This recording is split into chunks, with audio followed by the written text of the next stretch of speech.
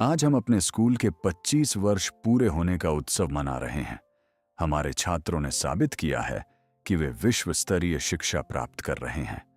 लेकिन इस 25 साल के सफर में आज मैं आपको एक ऐसे इंसान से मिलवाना चाहता हूं जो हमें याद दिलाएगा कि हमारी जड़ें कहां हैं। मुंबई के एक बेहद पॉश इलाके में स्थित था silver oak global academy.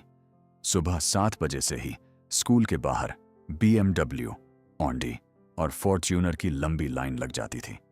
Sunglass लगाए, हाथ में कॉफी का कप लिए पेरेंट्स अपने बच्चों को ड्रॉप करते। स्कूल के अंदर कदम रखते ही लगता जैसे कोई 5 सितारा होटल हो। ठंडी AC की हवा, चमकदार मार्बल फ्लोर और हर तरफ सिर्फ अंग्रेजी। लेकिन इसी चमक दमक के बीच हर सुबह सबसे पहले स्कूल पहुंचने वाला एक छोटा सा लड़का था, आरव। सिर्फ 11 साल का। उसकी शर्ट पुरानी और बार बार धुलने से फीकी पड़ चुकी थी। हाथ में एक पुराना झाड़ू और बाल्टी। जब ब्रांडेड बैग्स लिए हंसते खेलते बच्चे स्कूल बस से उतरकर अंदर जाते, आरव कॉरिडोर के कोने में चुपचाप खड़ा रहता। वह छात्र नहीं, स्कूल का क्लीनिंग हेल्पर था।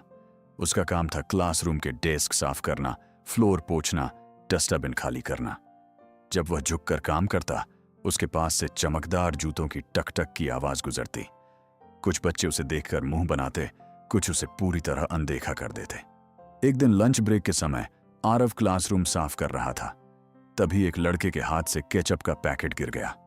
लड़का आरव की तरफ देखकर बोला, ओए क्लीनर, जल्दी साफ कर यार, बदबू आ रही है। पूरी क्लास हंस पड़ी। आरव ने कुछ नहीं कहा, चुपचाप झुककर साफ कर दिया। आरव को अपने माँ बाप का चेहरा भी याद नहीं था। बचपन से वह रेलवे प्लेटफॉर्म और झुग्गी बस्ती में पला बढ़ा था। लोगों की बातें सुन सुनकर उसने सीख लिया था कि चुप रहना ही सुरक्षित है। लेकिन उसके अंदर एक सपना छुपा था। जब टीचर क्लास में अंग्रेजी पढ़ाती, आरव का ध्यान खुद ब खुद उधर चला जाता। उसे अंग्रेजी एक सुंदर गाने जैसी लगती। रात को जब स्कूल बंद हो जाता, आरव अपनी छोटी सी झोपड़ी में लौटता। टूटे हुए आईने के सामने खड़ा होकर धीरे धीरे बोलता, good morning, how are you. उसकी आवाज हिलती थी, लेकिन आंखों में उम्मीद की चमक होती थी। उसे लगता था एक दिन वह भी फ्लुएंट बोल पाएगा। लेकिन जब वह हिम्मत करके किसी टीचर से बोलने की कोशिश करता, सर आई क्लीन दिस, तो बच्चे हंस पड़ते। आरव फिर चुप हो जाता। उसका सपना धूल में मिल जाता। समय बीतता गया। स्कूल के नोटिस बोर्ड पर एक बड़ा पोस्टर लगा, silver oak global academy 25 years celebration. पूरा कैंपस सजने लगा। Lights, banners, stage, rehearsal, dance practice, सब कुछ फेस्टिवल जैसा लग रहा था। इन सब के बीच स्टेज के नीचे झुककर वायरिंग साफ कर रहा था आरव। वह काम करते करते रिहर्सल भी देख रहा था। उसकी आंखों में गहरी जिज्ञासा थी। तभी principal mister Mehta stage inspection के लिए आए। परफॉर्मेंस देखने के बाद उन्होंने माइक उठाया और गंभीर स्वर में कहा, I am not satisfied. Hall में सन्नाटा छा गया। मिस्टर मेहता ने आगे कहा, इस 25वें वर्षगांठ पर मैं एक खास सेगमेंट चाहता हूं।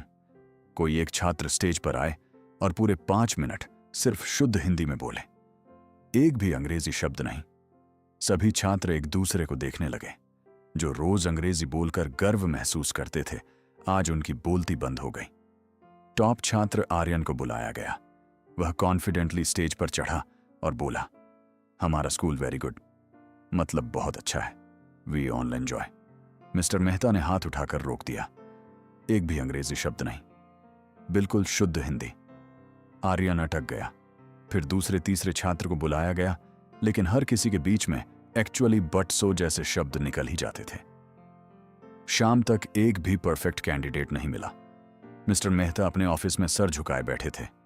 उन्होंने दुखी स्वर में कहा, यह शर्म की बात है। 25 साल हो गए, लेकिन हम एक भी ऐसा छात्र नहीं तैयार कर पाए जो अपनी मातृभाषा में 5 मिनट तक बिना रुके बोल सके। अगर हम अपनी भाषा का सम्मान नहीं कर पाए तो इस शिक्षा की क्या कीमत है। बाहर हल्की बारिश हो रही थी। आरव कॉरिडोर में झाड़ू लगा रहा था और उनकी बातें सुन रहा था। उसका दिल जोरों से धड़कने लगा।